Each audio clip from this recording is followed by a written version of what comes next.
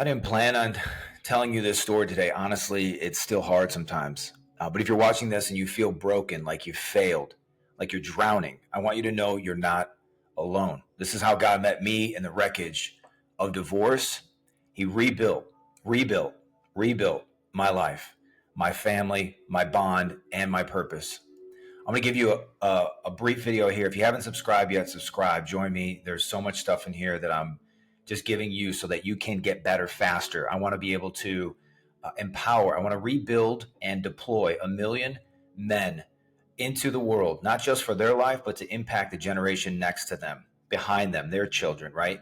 Proverbs says, a good man leaves an inheritance for his children's children. That's what I want for you. That's what I want for your kids. That's what we're doing here. I'm going to give you what happened to me. What the heck happened? Where I was at. On paper, just a few years ago, 2021, right around there, everything was looking great. I was at a great company, Hillsong, working there almost a decade, working directly with the founder. I was in my zone. It was in the highs, and then I started to catch the lows of Hillsong and the demise and the crumble. And in those moments of that, before it all crumbled, everything was fantastic. We loved church. We loved Jesus. I was traveling around the world. I was, head of growth and building things and global things and global teams. And it was incredible. I felt like in my heart, it was like what I was created to do. And I loved it. And I loved every minute of it. And it was empowering. It was uplifting. But in the middle and toward the end, I could sense something wasn't happening for me. I was too comfortable being behind the scenes, too comfortable growing everybody else's stuff. I never wanted to be up front, never wanted to be, never, that was never my thing. And so this stuff that you see now, this was all hidden. This was all behind. This was all maybe one day, until that one day started to happen. And let me share with you what happened. What happened in those moments? So how does someone like myself, I grew up in church. I grew up knowing the Lord. My parents were pastors. I worked not only at Hillsong, but another major organization, Benny Hinn. I've been around some of the greatest leaders and ministers in the world. I know what divorce is. It was never in my dictionary. It was never supposed to happen to me. And it did. And here I am. Hillsong crumbles. I lose my job. Finances are gone. I've got nothing coming in. I had been hit previously with other areas where finances were drained. On top of that, I now wasn't working in this prestigious role. Nobody knew who I was. I lost my identity. Who's Anthony? He's not a part of this major brand. He's not a part of this cool thing. And you know what? It felt like nobody on earth wanted to talk to me. And you know what? Nobody did. I was in the middle of this painful divorce. My ex made a decision to go the way that she wanted to go. At that time and at that moment, I was loving Jesus more than I had loved Jesus my whole life. I was like, how in God's name could this possibly happen to me? I'm reading my Bible more than I have. I'm praying. I'm involved with the kids. We're even going on date nights. Okay. So there's all of this stuff that was working, and I get hit with losing my job. Then going through this separation and divorce with my ex, losing this identity. I was absolutely crushed. I knew the Lord was there. I had no idea, though, just the guilt, especially with the children, with my kids, 3 kids, 14, 12, and 7. And I was the one. I saw it as I was the one to blame. I was the one that now is the thoughts would come in. You've ruined their life. You've destroyed your life. You've destroyed their life. Look what you did. How could you let this happen? These are real thoughts, real things. I'm telling you, I'm going to give you exactly what was going on, because I'm going to show you what I had to do to get through it. So stick with me here. Stick with me. Loneliness, confusion. I'm praying. I'm doing all those things. Now I'm divorced. Now I don't have the children, right? So let me share with you a little bit more. What does that feel like when they're not there anymore? I want to talk about loneliness. I thought about this yesterday. My youngest was in the bathtub, but 2 days before, my children were not in the house. And I looked at that bathtub and it was empty. And I started crying because I missed them. I still miss them.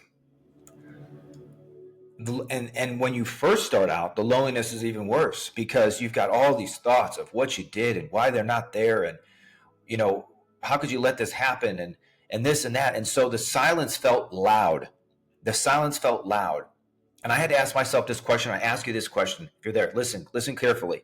I had to ask myself, is God truly the Lord of my life, or is he an accessory? Is he really the Lord of my life? Do I really lean and trust and hope on him? Big question. You have to answer that. Or is your house built on the sand? Things, possessions, things that can be taken away. And you know what? When those things are taken away, holy smokes, that's what I had. I had built my life on sand. Even though I was loving the Lord, even though the true core of my belief system was in what I had, what I did, what people thought about me, all of those things, sand, sand, sand, sand, sand. Okay. It hurts, man. It hurts. It hurts. But let me tell you what I had to start doing to get this thing rebuilt. And like I said before, I'm going to rebuild and deploy 1 million men. And if there's anything that happened because of this, I'm going to let the enemy know that he played with the wrong guy and the wrong family. And I believe the same thing for you. Here's what happened. Here's the brutal truth. I didn't find healing from running from it, but I had to press into it with faith. Press into it with faith. What does that mean? Okay. What does it mean? It means that my inputs determine my outputs. I had to guard my ears more than ever, guard my eyes more than ever, guard my actions and my thoughts more than ever. Your inputs determine your outputs. What you think about is what you become. Neuroscience now confirms that what you think about and replay and loops will grow and expand. And if you want to expand something in the future, you need something good in the future. Ephesians 4, think on those things that are good, lovely, and a good report. If there's any virtue, if there's any praise, think on those things. I had to do that. I had to create what those things were. What did I want? What could I rebuild? What could I do again? So I started writing it out. What do I want in my business? What do I want with my children? What do I want the schedule to look like? What do I want my mindset to look like? What do I want my cash flow to look like? What do I want my relationships to look like? All of it. I had to create the future. Otherwise, I was going to get sucked into the past and the chains and the leeches of failure and what you missed and destroying other lives, right? I had to seriously actually use the Bible that says the old is gone, the new has come. I had to forgive. I had to get in the Word more than I ever did before. And I tell clients the exact same thing. You have got to pick up heavy weights spiritually. You have to fix the internal before the external will grow, will do what you believe it can do. Daily in the Word, prayer. I had to start creating these paths in the future for my children. That was game changing because now when I woke up, everything I did was intentional about where I was going to go. That's what I mean for you. I'm going to give you a little bonus here because this is something that the secular world does very well. Christians suck at it. Faith-driven leaders suck at it. They like to talk about faith, but they don't understand embodying faith. They don't understand the actual involvement of not just thinking it or speaking it, but living in it.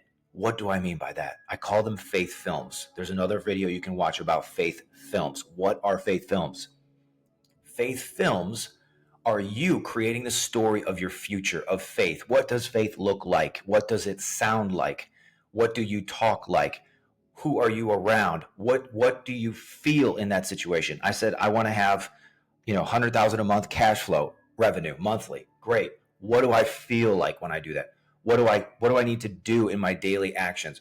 What type of clients do I need to get to? What type of thoughts am I thinking? What's coming out of my mouth? What's going into my ears? What am I reading in God's word?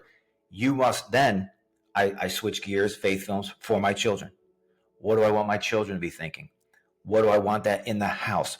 How do I want that in our relationship? What do I want days to be with them? What do I want these special days that I do, these best days? What does that look like?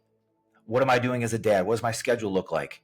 What am I talking about? What am I thinking about? And you have to create faith films for the future. It has to be so compelling. It has to be so clear, so descriptive that you can walk in faith. What is walking by faith?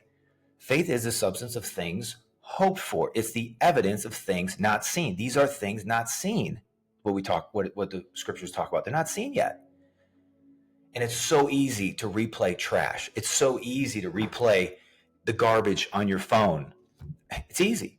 It's social media. It's easy. Replay. Fear, worry, anxiety. Fear, worry, anxiety. Fear, worry, anxiety. What about the future?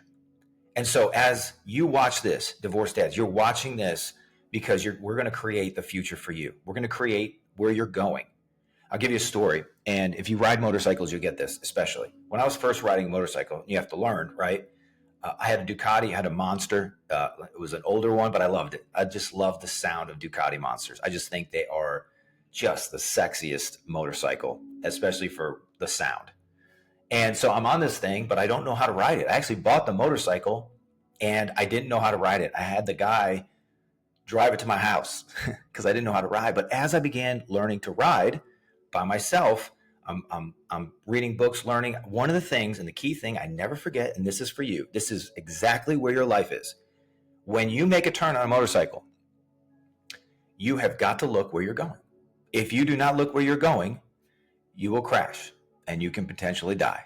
You're taking one of those turns, and this happens all the time when you get in these windy roads and bendy roads. You turn and you start drifting off. Your eyes start drifting off into maybe the scenery or whatever. And all of a sudden, boom, you see a motorcycle goes off the road, and that's why it happens.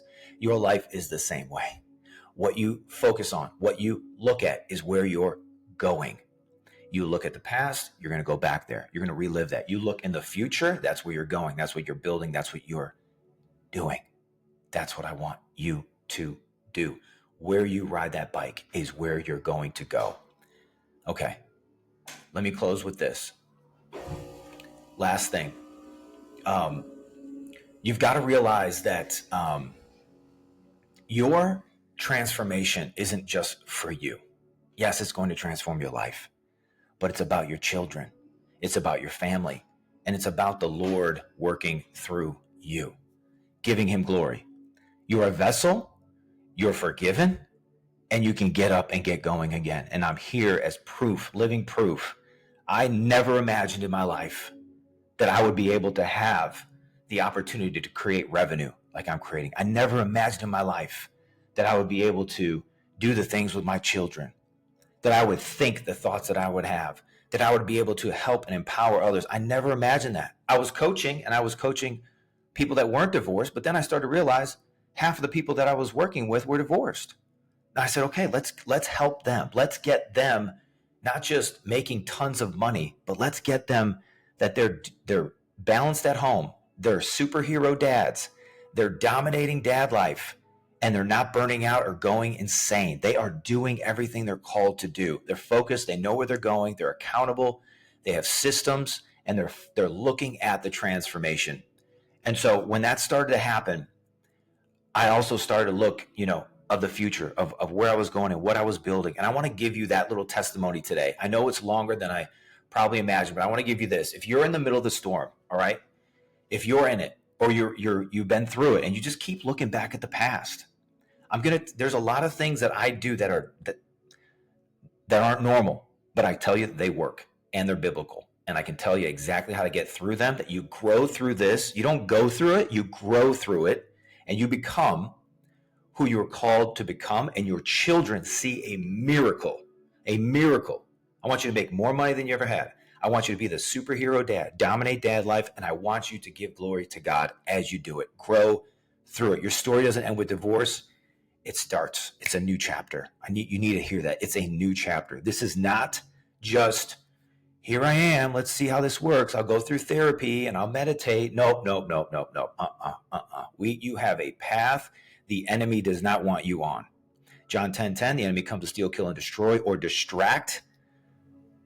Last part of the verse says, I've come you have life and have it more abundantly. Abundant life, prosperous life in all the areas of your life. That's what God's promised for you. That's his covenant for you.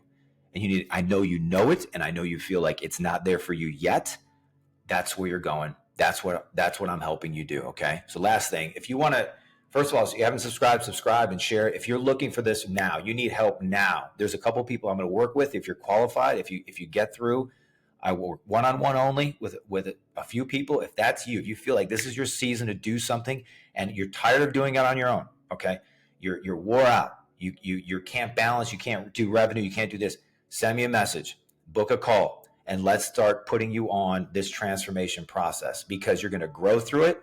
It's going to be hard. However, it's going to work. That's the thing.